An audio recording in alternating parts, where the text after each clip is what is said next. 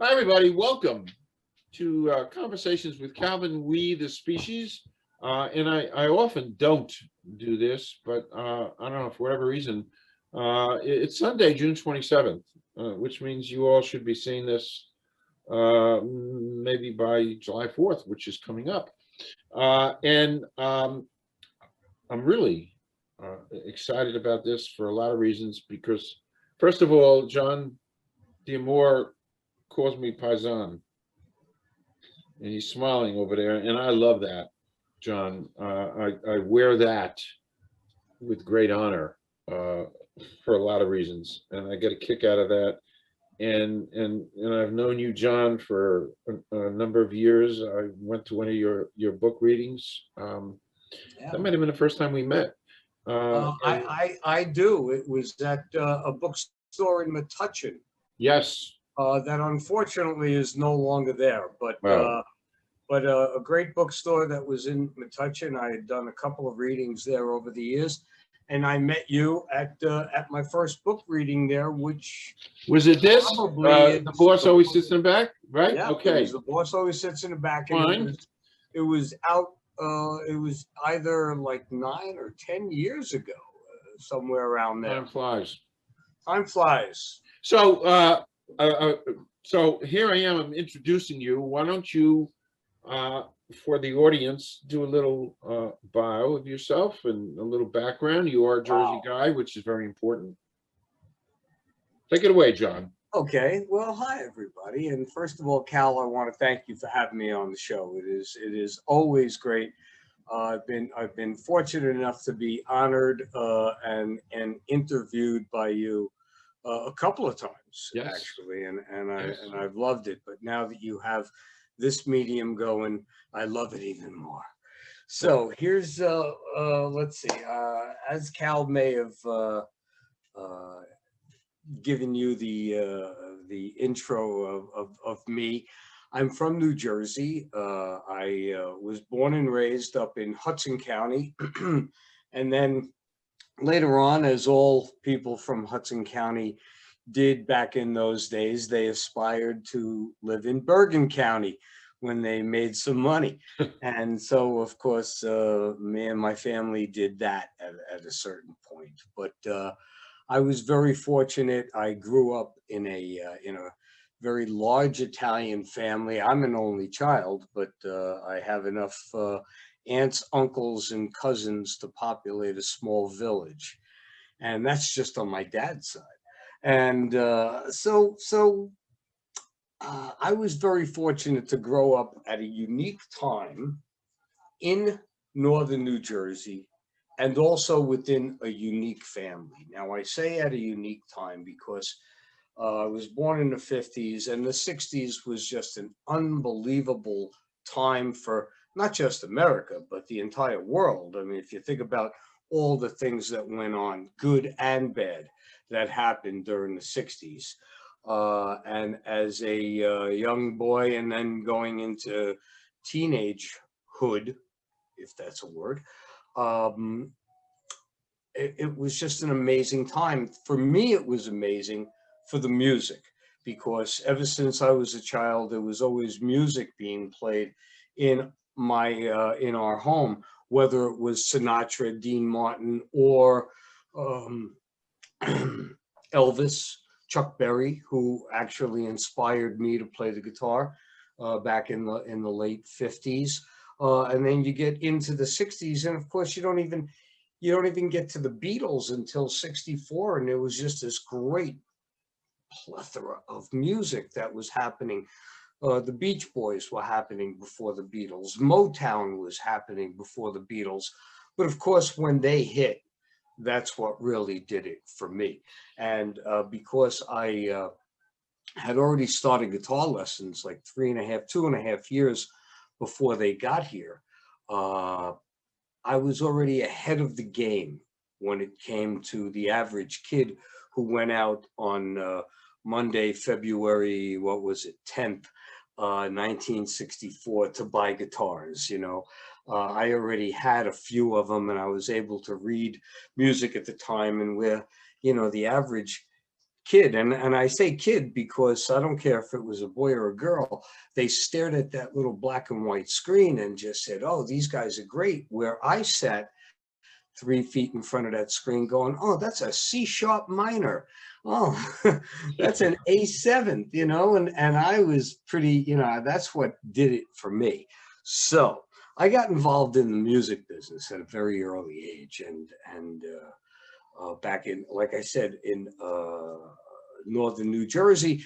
And from, you know, from where I went to school, whether it was public school or high school, I was in the direct line of sight of the Empire State Building. For the 4 years I was in high school, from our third floor of the high school, we were able to watch the original World Trade Center being built every day. Wow. It was just, again, a wonderful time, and I was in the middle of it all, right outside of the biggest city in the world, the cultural center of the universe, or at least one of them.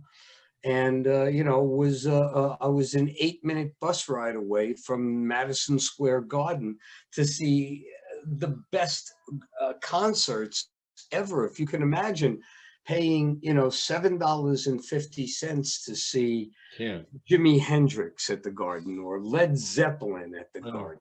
So some Pink Floyd. I mean, these were great shows. But anyway, so I was a musician, and I did very well. And probably one of the things that helped me, I won't say do extremely well, but that opened a couple of doors for me was, and it has to do with my book, The Boss Always Sits in the Back, which is a true story, and it's a memoir.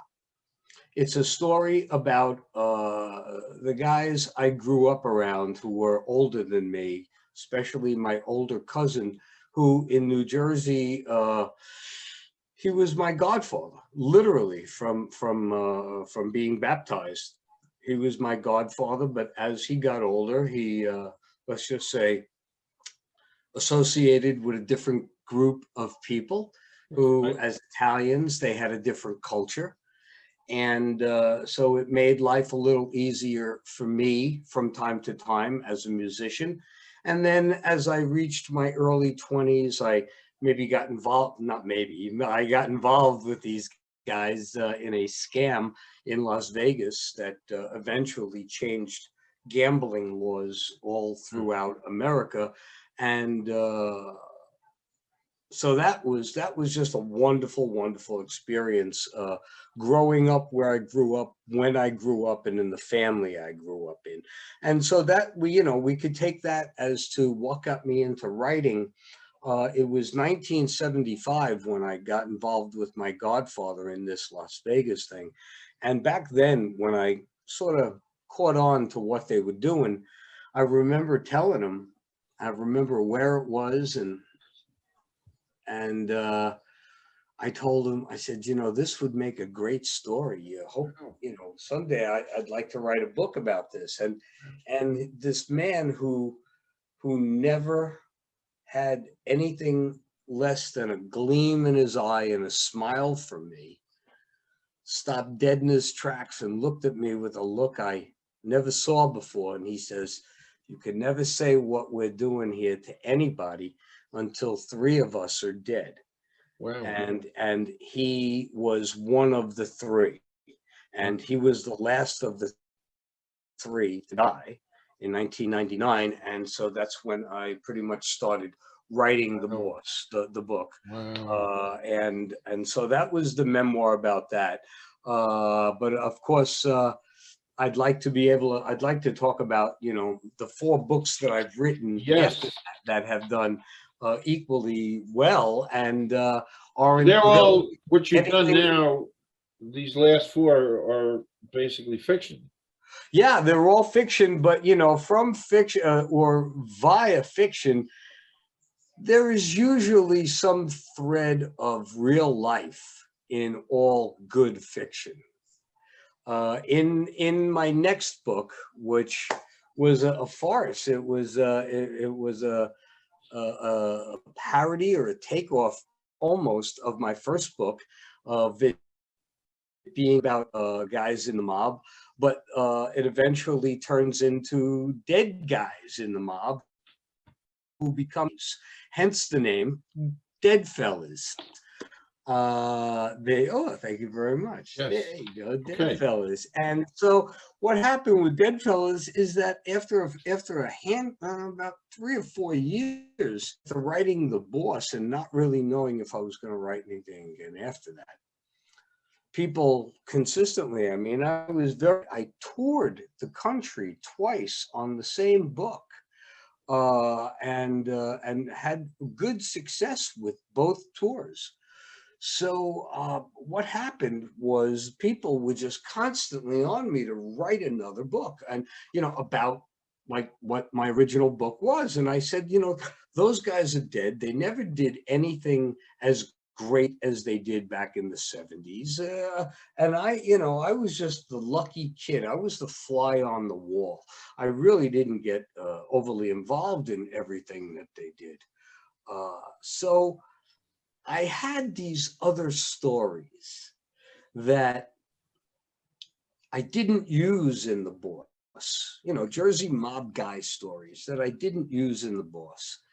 And so I had written a screenplay with a great screenwriter named Stephen Barr called Dead Fellas when I was living in LA back in from 1999 to 2013. And Steve and I wrote this funny, hysterical screenplay. But of course, we just had everything else in our lives was moving forward at that time. We took it, we buried the script in our computers. And so years later, I decided, let me take that story and blow it out. Instead of having it a 90-page screenplay, let me blow it out to like 190-page story. So I took all of these leftover stories from The Boss and implemented them into the backstory of Dead Fellas, and it made it fantastic. And the funny thing there was I had this great audience that I had built up from The Boss Always Sits in the Back. And for some reason, and I kid you not, but for some reason, the majority of my audience at that time, and they still are, and even though it's a mob story, were females, Wow. say from about 35 to late Wow. 60s, early 70s. And I thought that was pretty funny until I put Dead Fellas out. And then, women aren't really too keen on reading zombie stories. They like the mob stuff. But in the last 4 chapters or so, when zombies come out of the ground, it sort of freaked them out. But over time, after they read the following 3 books to see that, hey, this guy could write about anything, it's really funny now that Dead Fellas is picking up sales because my readers are finding that, hey, this is a funny story too. Okay, so that was Dead Fellas, and that was actually a lot of fun. I toured on that one. I did a tour on that one, and the great thing about that was I did a couple of readings. I thought it was odd when I was asked to do them, but across the country, they have movies and readings and special events in historic cemeteries. Wow. And where else would be a great place to do a reading, but, Wow. at a cemetery. And so, like in LA, they show James Dean movies or Marilyn Monroe movies or whoever happens to be buried in that particular cemetery. I did one in Lexington, Virginia, where Stonewall Jackson is buried, which is rather odd. And I did my mob story there in the shadow of Stonewall Jackson, which I think was funny. So Dead Fellas, I mean, was a lot of fun. My most favorite reading of that was when I did a couple of readings with a good friend of mine, the very well-known and probably the greatest drummer of our time, Carmine Appice, or Carmine Appice, as he likes to be called, because he wrote a great book. We've known each other for years. And so when I would come to that area of New Jersey, New York, where he was, we would do readings together. And so Carmine and I did one of the cemeteries in Jersey City. That's great. That was too That's cool. great. So then after that, I really got the bug. It was okay. I Dead Fellas. That was pretty. The tour was fun. Writing it was fun. Promoting it was fun. Doing all the radios and TV shows about it, especially when we talked about it. You know, no one has ever done a mob zombie story before. Right. And so Innovative. yeah, very, very. So there you go. So then my first book is a memoir. My second book is a mob horror comedy, fictional story, of course. And then I had this other story in my head, The Delivery Man, that I had always wanted to turn. Thank you. That I always wanted to turn into a book about a vigilante, about someone who goes around and rights the wrongs for people who've been screwed by those they trust the most and are not in any wherewithal mentally maybe or financially to do anything about it. And this delivery man takes it upon himself to Extract revenge. make things right. Okay. And so then, I mean, there's a whole other story within it too. You know, the FBI is after him, and you know, there's a lot of action in it. I won't blow the story because people seem to enjoy that as far as nonfictions of my books. They've been enjoying that one greatly. So that, and then after that, and again, so here we have a murder mystery vigilante story, a mob zombie comedy, and a memoir. 3 books from this guy in 3 different genres. What's he gonna do next? You know, I've killed a lot of people in all 3 of my books. I've had a decent amount of sex in all 3 of my books.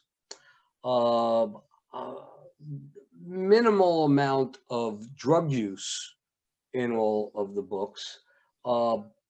So where can I go after that? Make a 180 and write a romantic comedy. No sex, no drugs, no zombies, no mafia, no killing, no nothing.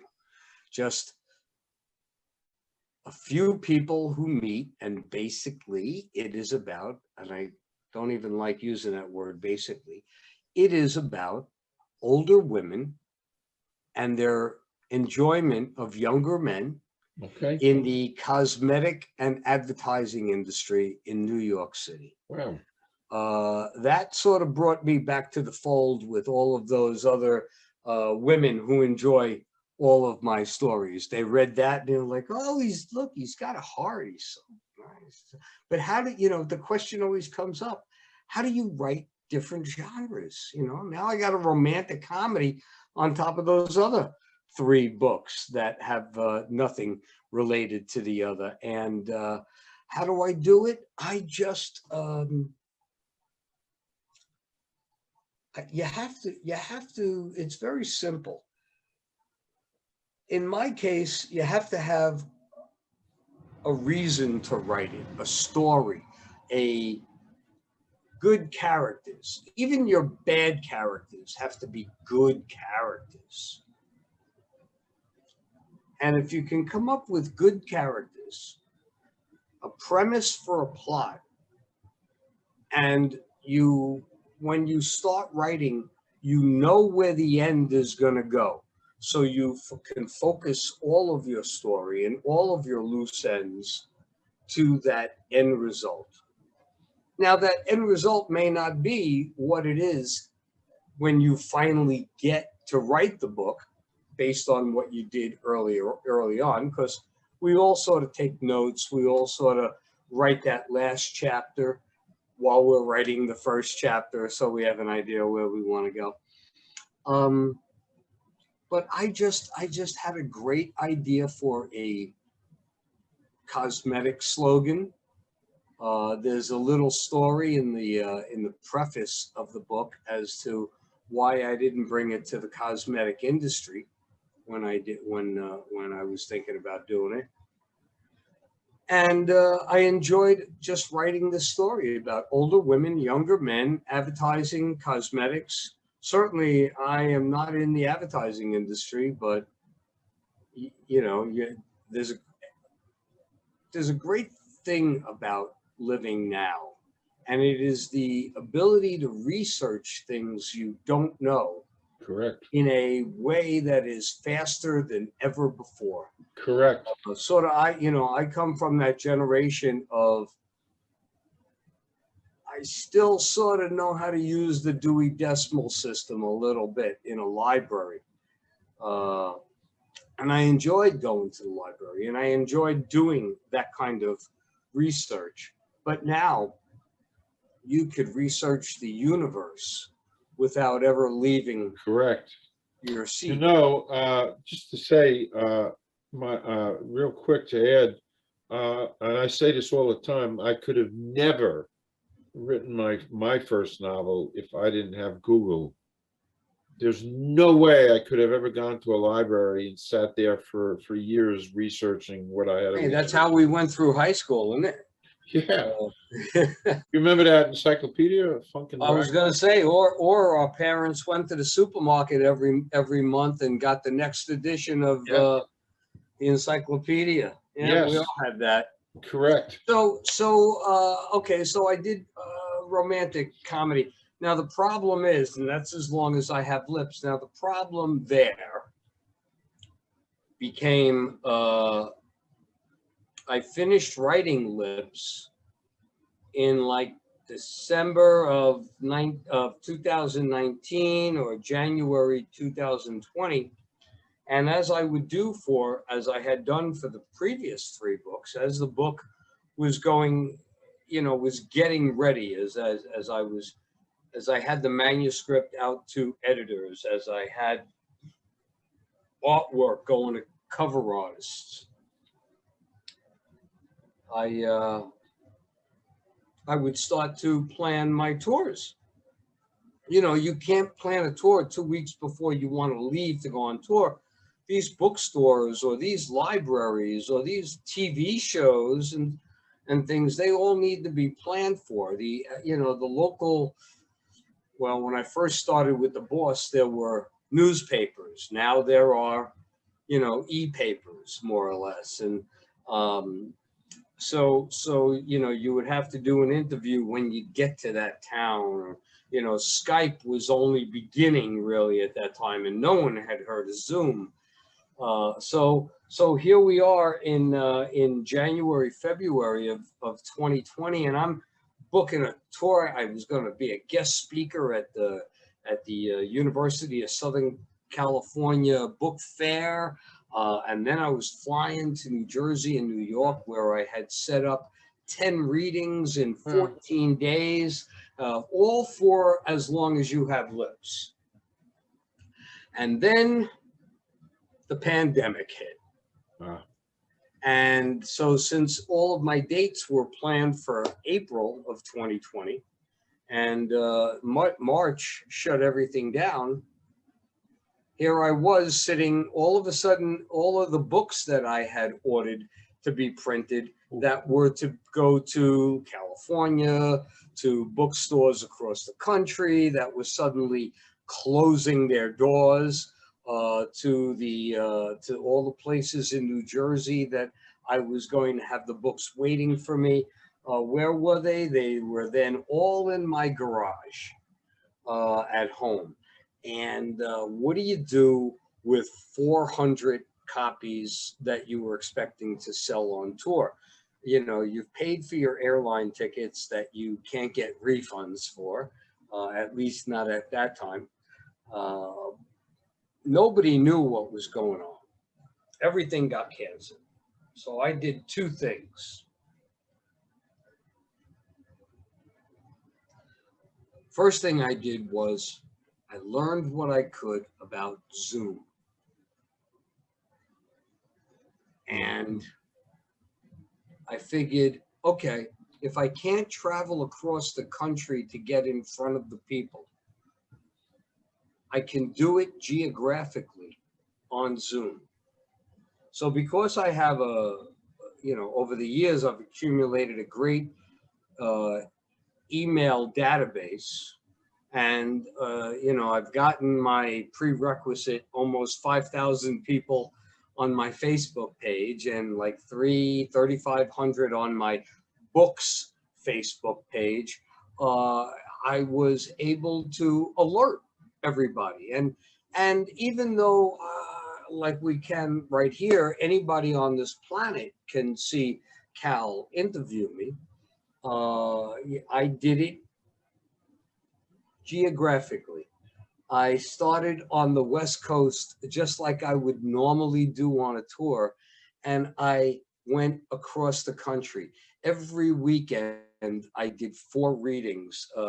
Give you an example, that first weekend on Saturday, I did a reading Saturday morning, well, maybe Saturday around 1 o'clock in the morning, 1 o'clock in the afternoon, California time. I did Los Angeles. 3 o'clock, I did San Francisco. Sunday, 1 o'clock in the afternoon, I did Seattle, Washington. And at 3 o'clock or 4 o'clock, I did Portland, Oregon. And then the following weekend, I continued to work my way east. And by doing that, I did my readings for as long as I have lips. I was able to sell my books online like I do, even though they can get them. Anybody can get my books from Amazon.com or BarnesandNoble.com. They're available in print and as an ebook. The Boss Always Sits in the Back is also available as an audiobook. Or you can go to my website, jondamore.com. I'm sure Cal will make it a point to let you know that John has no H in it. So it's jondamore.com. And you can go to my website and buy autographed copies of my books at discounted rates. This is great. Cheaper than Amazon, and you can't get them autographed from Amazon. So I would be happy to do that for anybody, any of Cal's audience. By the way, So, I'm listening to you and I'm absorbing, you are, and I said this before you went on air, and I've said this a lot, you are one amazing, your work ethic and your world of self-publishing. You have a phrase that you use to describe your work ethic. And I started to tell you this before we went on air, but it's do it right. That's your ethic, and yeah. people are listening. And it's funny, I said to you before we went on air, I did spend 25 years working. I didn't say this to you yet, I'm saying it now, but I did spend 25 years working for the richest Italian in the world. Which is not me, folks. No, but, and it was a great 25 years. I learned so much. But it's funny, John, you know what his saying was that he would tell us? do it right. Do it right. Do it right or don't do it at all. Do it right. That's it. And that was the premise, I mean, people, okay, so we'll finish with the 5th book, which was Rub Down. So I did all of these readings of As Long as I Have Lips over the summer, but also during that time, you was stuck in your house. You had no place else to go. So I turned on my computer and again, a story, a screenplay that a friend of mine, Laura Fawino, that I wrote this screenplay with several years ago. There it was, just sitting in the file, and I contacted Laura, said, Laura, I'm gonna blow out Rub Down just like I did with As Long as I Have Lips, and she had no problem with it.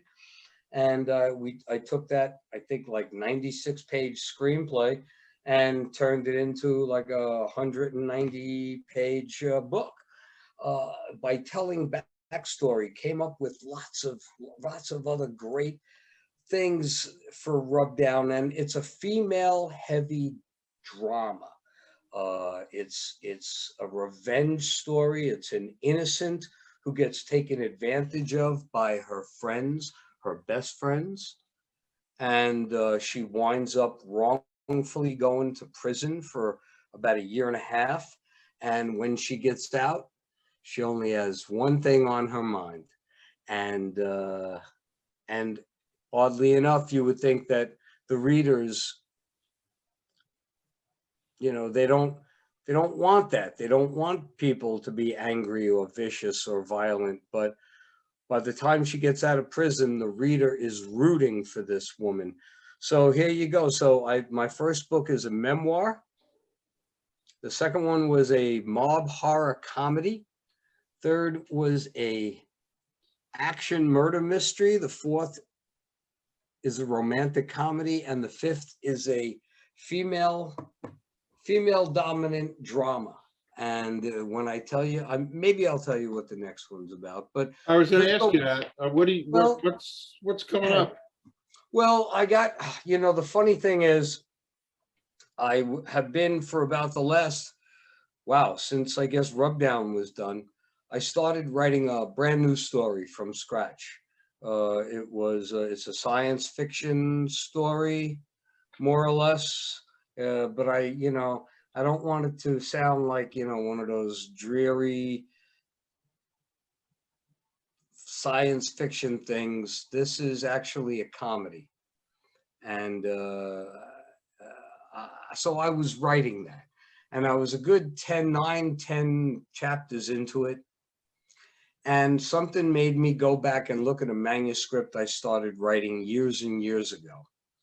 And I just happened to read through the first chapter or two, and I said, if I update this, if I bring it like up to technically 1 year from now, which would be when it would come out, this would be a real funny story. So I'm, let's say, and it's a sort of a fantasy sci-fi story. If you can imagine somebody in history, or someone famous that you were legitimately able to not bring back from the dead, but bring them to the present day from when they existed. That's what this story is going to be. And it's like a buddy story, like a buddy movie, but only a story. And so I have to decide, which of these two do I want to, I'm 9 to 10 chapters into this one. I'm several into rewriting this one, and I'm enjoying this one, but this one's so cool. What do I do? I can't write them both at the same time. So I don't really know. Okay. And I may actually do something as crazy as letting my audience determine that by doing a big mailing. That's and cool. Saying, I have these options. What would you like to read next year? That's very cool. Very cool. I wanted to say something editorially. Just so you know, this is a Coca-Cola. That's fine. Not wine or. Hey, that's fine. That's okay. I should toast you with grappa. Oh. Not too many people know what that is. Grappa is the tequila of the Italian liqueurs. It is the ouzo of the Italian. I learned what grappa was with the richest man in the world. He took us out for dinner in the Dolomites in Italy. Yep. And he ordered grappa, and here I am with one of the most sophisticated people on the planet, and he orders this thing called grappa, and I had no idea what it was, but I couldn't I had to play along and they pour it, and I'd take a sip of that. I wanted to die. My father went back when cars had carburetors back in New Jersey, and it was too cold to start the car in the morning. He would take a glass of grappa and pour it in the carburetor. Boom. Boom, car would start. That's so funny. That's so funny. I did want to editorially say to folks listening, you, I call it as I see it, and you have such a wonderful, and I said this to you also before we went on air, we were chatting about it, but you have a wonderful style of writing, and in reading it, I could swear you're talking to me, and you're so down to earth and real. Thank you. And it's a gift, Jon. Thank you. And you must have hit the nail right on the head, because I get told that time and time again, whether it's people who if they come to one of my readings and they hear me, and I usually do that first chapter of a book so that I keep them right on the edge of their seat, and they want to buy the book. And they say to me, after they read it, and then they contact me either through Facebook or email or some fashion. And they're like, I'm so glad I came to see you at that reading, because when I read the book, it was as if you were reading it to me. Of course, the people who know me say that like you do, all the time. But one of the great things that I do get are the people who don't know me and find me usually after they read The Boss, because they just want to see, how is this guy still alive? But they contact me after they read The Boss, and but after they read 2 or 3 of my books, that always comes out. It's like, you're telling us a different story. Every character in every one of your stories is so dramatically different. Yet it's like you're sitting, when I'm reading that story, it's as if you're sitting there reading it to me. It's even a if gift. they've never heard my voice before, they find it just so easy. So, I truly don't want to take up all of your audience's time, but I could just tell you this, folks. I decided to edit and publish. I'm sorry, I don't edit my own books. If you're a writer, don't edit your own books. Don't ever think that you can edit your own books. Thank you. Pay the money and have a professional editor edit it. Your mother may think your book is great. Your friends may think you're great. Your spouse may think your book is great. That means absolutely nothing. They are going to get their copies for free. Get to the people who are going to buy your books and see if they think if your story is great. That's what matters.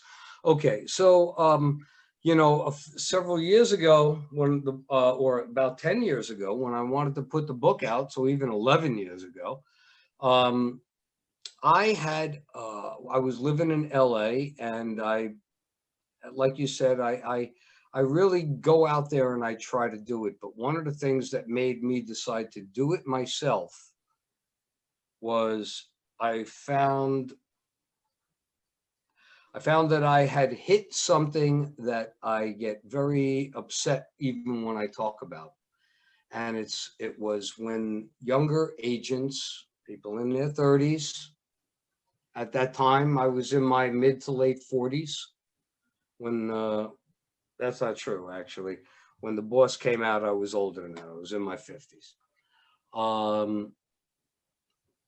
But I had these agents, publicists, managers, all telling me the same thing. You hit the gray wall. And at first I had no idea what a gray wall was. And they said, the gray wall. Oh. You're in your 50s trying to break into an industry that you should have been breaking into in your 20s and 30s. Wow.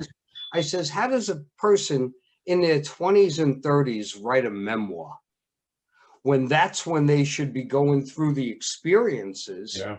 that qualifies them for a memoir? And then, of course, they would tell me, of course, this was after The Boss came out, well, why should we get behind you? It's a vanity story. It's a story about you and your family and people you knew. How do we know you'll have another book in you? And to be honest with you, I couldn't tell them I do have another book in me because I didn't know. I really didn't know. So then after a few years, I put Dead Fellas out and I put The Delivery Man out. And I said to myself, this is great.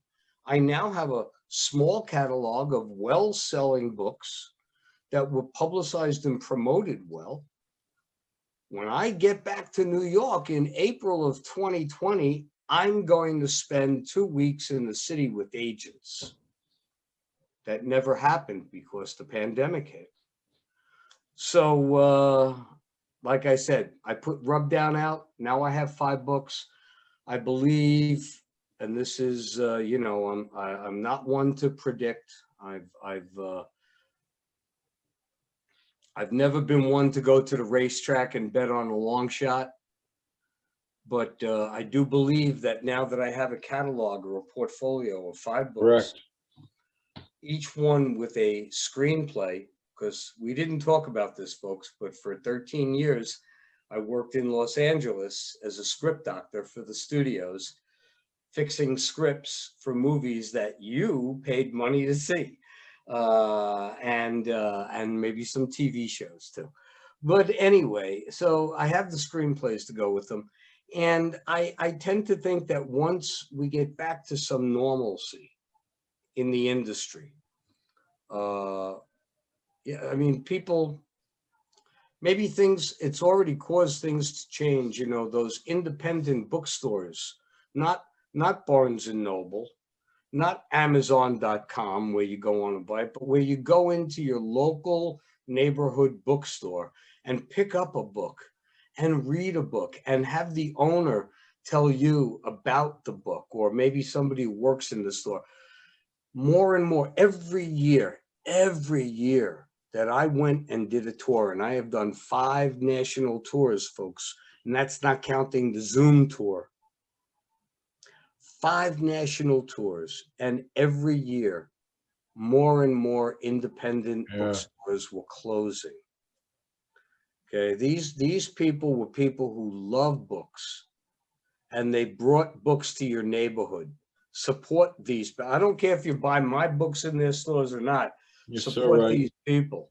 Okay, these are the mom and pop shops. The downside is it's even affecting Barnes Noble stores. Even those stores aren't as packed as they certainly used to be. If people have a Barnes and Noble account, they go to barnesandnoble.com. They go to amazon.com. I don't want to go to the store anymore. Have the store deliver it to me. And don't get me wrong, folks.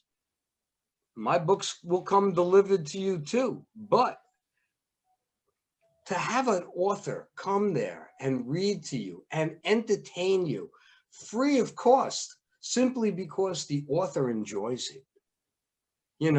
It's funny, It's priceless. Say again? It's priceless. It is priceless because there's no way you make your money back as a self-published author. If I got into this to make money, you'd be crazy. I learned real quick before I put the first book out. A self-publisher is his own manager, his own agent, his own warehouseman, his own accounts receivable, accounts payable, shipper, accountant, everything. I know. Everything. Booking agent, hotel travel agent, everything. I had to do it all. And believe me, when you think about the cost of what these books cost and schlepping them across the country to do a reading, and the bookstore certainly has to get their more, let's just say their percentage after the cost of printing the book, shipping the book, and the bookstore taking the percentage, I make out the least. And I don't mean I as Jon D'Amore. Right. I mean the self-published author who loves what they do to bring you some stories. So there you go. I hope you enjoyed that. This was great. I have love one last question to ask you, and we'll do a wrap. That's a Hollywood term, right? You're Say a again? Hollywood guy. We're going to do a wrap. Yeah, okay. One You mean last question. like a hip hop rap? Because I'm not good at that. No, I'm not either, actually. Okay. It's a rap. Oh, like to wrap it up. Yes. Okay. So one last question, completely off topic. A couple of your favorite movies. Wow. Okay. From when I was a kid, the $1 Million Movie out of New York City. Let me see. When I was a kid, That was Channel 9. that was Channel 9. You're absolutely right. And it was, I remember my favorite movies were the original King Kong, Yeah, Son of Kong, Mighty Joe Young, sure. the gorilla threesome there. And then they just movies that hit home to me as a child. I'm talking about as a 6-7-year-old child. Bo Jest was one of my favorite movies of all time, and Gunga Din. I could watch Gunga Din. It is. You know, You and and I here's are the so sad much part, alike. Cal. You mentioned King Kong to these kids today. They know the one that came out like several years Right. ago. You had Mighty Joe Young. It was that terrible remake that they made. They've never known of a Son of Kong. Gunga Din, not a clue. Oh, Bo Jest, not a clue. But then if you wanted to take it maybe a little bit more current, there are just two movies that have always captured me in the great writing of it. Being a writer, that's what I really went for. And one of them was The Usual Suspects. You can't get away with saying that was not just a great movie. Everything that they tell you to do in screenwriting school, don't do voiceovers. You need to have a love interest through the whole thing. They threw it all away. Voiceovers through the whole movie. The love interest, she's on screen that much. wow. And another great movie was L.A. Confidential. Oddly enough, Kevin Spacey was in both of those movies. And they are wonderful, fantastic films. So those are mine, Okay. Well, you and I are 100% on Gunga Din. I actually watched it like about a month ago. Oh, I watched it about a month ago. Just priceless. Just absolutely priceless. It is. I mean, and just the humor that Rudyard Kipling did not write into that story. It was Cary Grant who wrote, who put all that in there, and how, him, Cary Grant and Victor McLaughlin and Douglas Fairbanks Jr. It was, Magic. if they had decided to do the Three Amigos, it would have been a great movie. Just magical. But they were fantastic. So, John, this has been great. And we got to do this again. Well, we can. I can do another hour of Jon D'Amore and never even touch on what we talked about. Yeah, you can come back anytime. We'll talk about it. Guess what? I'm here. You're there. I would love to have you come back and your journeys and your stories. And there's a great kinship because I'm a self-publisher. I agree. I might be in New Jersey in the next several weeks, but I actually know that I'll be back in the middle of September for my high school reunion. You didn't say the number. I said it was that one. It's fine. I'm afraid to even think what my number would be. I don't even want to talk about that. I ain't talking about that because I'm a little bit older. Before college, kids, when we used to have to bring a stone tablet and a chisel to school to take notes, And I actually I used for some of my science courses, a slide rule. And I don't think there's a kid around who has any clue what that is. Slide rule, a French curve, a compass, you know, what was the other thing? A protractor. Right? I mean, You don't need that anymore. nobody You know, uses that. It's a calculator can take you to pi to the 4,000th figure. yeah. You know, It's funny. Before I interviewed you today, I interviewed a very young lady, 22, out in Texas, and we had a nice chat. And you know, there's a half century or more separating her and I, and that's why I love chatting with you, because we're a little basically closer. contemporaries, Yes. and we're Jersey guys, and that means a lot. And so do come back. Number one, number two. Maybe I'll see you in September. That's a great Brian Hyland song. Yeah. If you remember that. And I can't thank enough for your time. My pleasure. Thank you so much for having me on, Uh, and thank all the people all around the world who watch your show, oh, well, thank you. especially all of my friends in Jersey and That'd be great. LA. That'd be And, great. I'm a Jersey boy. And then, of course, especially down in Florida, where half of New Jersey moved after they retired. Yes. So you and I will do this again. You be well, and thank you so much, John. Thank you so much, Cal. You have a great, great, great day. You Peace, too. my friend.